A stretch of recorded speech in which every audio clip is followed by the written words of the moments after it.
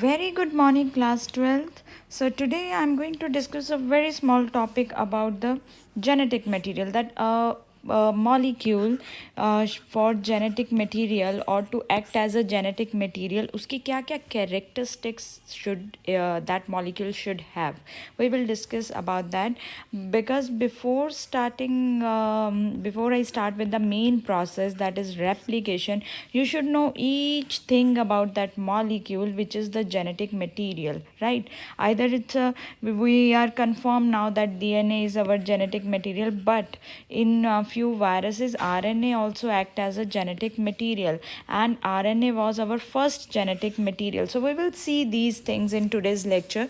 So there are few characteristics, there are few criteria which a molecule should have to act as a genetic material. With this topic, I will cover also the difference between DNA and RNA. We will see together that what should be a characteristic. So here I am mentioning the characteristics that a molecule should have to act as a genetic material, as well as we will see the what is the difference between DNA and RNA, how that characteristic is different in DNA and RNA. So both the purposes should be solved here, that you will be able to understand the characteristics also, and you will be able to write the differences also. So first let's see mutation. What are the mutation are the sudden changes.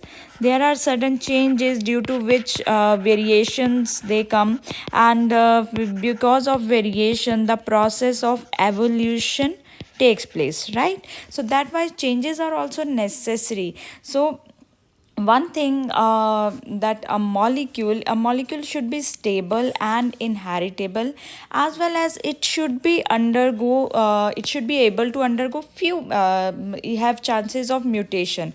The molecule should not be like that ki it cannot go under mutation should be there, because mutation ultimately leads to evolution. So first thing you need to know ki DNA also undergoes mutation and RNA also undergoes mutation. But there is a one difference between for DNA and RNA, that RNA mutates at very faster rate, right? It mutates faster than the DNA.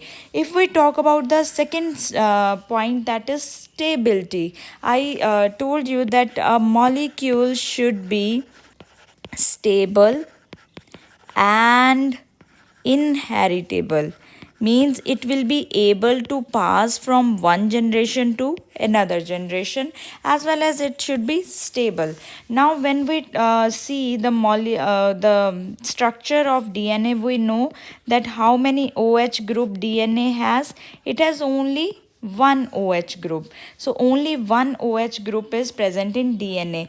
But how many OH group they are present in your RNA? Even at the second position there is a presence of OH. So two OH are present in RNA. So that makes RNA more unstable, and with one OH DNA is more stable. Second important point about stability, in DNA which base is present? Thymine is present. It is a very stable base.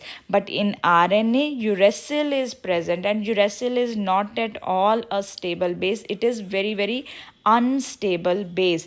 And अगर आप ध्यान से अगर हम देखें तो ये जो हमारा यूरेसिल है ये बनता कैसे है? साइटोसिन की ही मॉडिफिकेशन होती है. साइटोसिन अंडरगोज डीएमिनेशन, एक फंक्शनल ग्रुप का चेंज हो जाने पे it changes into the uracil, and uracil that leads to the non stability of RNA. And non stability, कोई भी मॉलिक्यूल जितना नॉन स्टेबल होगा, अनस्टेबल होगा, it will be able to react more. So non-stability means more reactivity. So which one is more reactive? RNA is more reactive. Which one is stable?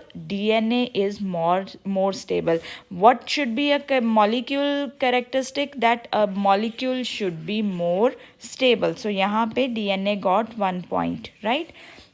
Now, so DNA is a stable molecule and RNA is less stable molecule. Now let's see expression of information. मैंने बहुत बार आपको बताया है कि see DNA store करता है information, but the information is actually stored in DNA, so it is directly involved in the formation of protein, because अगर DNA नहीं रहेगा there will be no RNA will not be formed, then RNA will not be formed, then protein synthesis is not there. So information का जो flow है, how does information move, how does information goes, it always start from DNA, and then DNA changes into messenger RNA, and then mRNA expresses into protein, or there is a formation of protein. So this whole process we discussed yesterday, and it is known as central dogma, which is given by Francis Crick. But RNA actually does not help in the protein synthesis, not directly. It helps in protein synthesis indirectly. Suppose if in a organism like viruses, RNA act as a genetic material, but कभी ऐसा नहीं होता है कि RNA से direct protein synthesis form हो जाए. No, it does not happen. RNA first changes again into DNA. The process is called reverse transcription. DNA से फिर mRNA बनता है, और mRNA से ही देन प्रोटीन फॉर्मेशन होती है. सो RNA does not take place, or RNA does not participate directly in protein synthesis, but yes, DNA participate directly in protein synthesis. So DNA got another one more point, which a molecule should a characteristic of a molecule for the hereditary material. Now replication, DNA replicates its own, RNA also replicates its own, both undergo replication. But if we talk about the more stable molecule, and molecule which is able to express itself as molecule which is inherit as genetic material, that is DNA. It is not RNA in maximum organisms, it is DNA. It is stable, it is able to express, it is able to go under some mutation also, it shows us the inheritance also. So these all characteristic a DNA has. That is why it is a genetic material. So both the purposes are solved here, that you able to know that what a characteristic molecule should have, as well as the difference between DNA as well as RNA. The next is a molecule must have quickly, because these all points they are directly written in NCERT, so I have taken it from here there, that a molecule must fulfill the following criteria. We know it now. It should be able to generate its replica. We know that DNA able to generate its multiple copy through the replication process. It should be stable, both chemically as well as structurally. DNA is very stable molecule. The molecule should provide scope for slow changes, mutation, because they are required for evolution. I already told you. It should be able to express itself. That means it should be able to perform or play role in protein synthesis, as well as in the form of Mendelian characters. It should be able to inherit itself from one generation to another generation. So these all are the characteristic a molecule should have: stable, replication, mutation, as well as inheritance. Now there is a question time for you. What is the chemical differences you think between DNA and RNA? One thing you know, that there is a structural change, that the DNA has deoxyribose sugar and RNA has ribose sugar. Deoxyribose sugar means at the second carbon in DNA here is H only, and in RNA there is OH. OH means more reactivity, means this molecule is more reactive. DNA is a double stranded molecule, right? We know that it has two strands, complementary strands, and RNA is a single stranded molecule. These are red colored lines, they are the nitrogen bases. That is the difference between DNA and RNA. You can easily write down, even without, even if you have not written here, if you have not read it, but if you have understood it, if you understood the concept, then you can easily write it. Now, what is the RNA actually? Because we are ultimately we are talking about both DNA as well as RNA. So there is first molecule, first genetic material that was always RNA. There are changes in RNA happened which ultimately lead us to the DNA. Otherwise, various life processes, you know that if DNA will not change into RNA, then there will not be any protein synthesis. And if there will not be any protein synthesis, there will not be any expression. So ultimately, all the important life processes like metabolism, translation is your protein synthesis, they evolve, they revolve, they move around the RNA only. So RNA is a catalyst which is very active molecule, it is very reactive, it changes the speed of the reaction.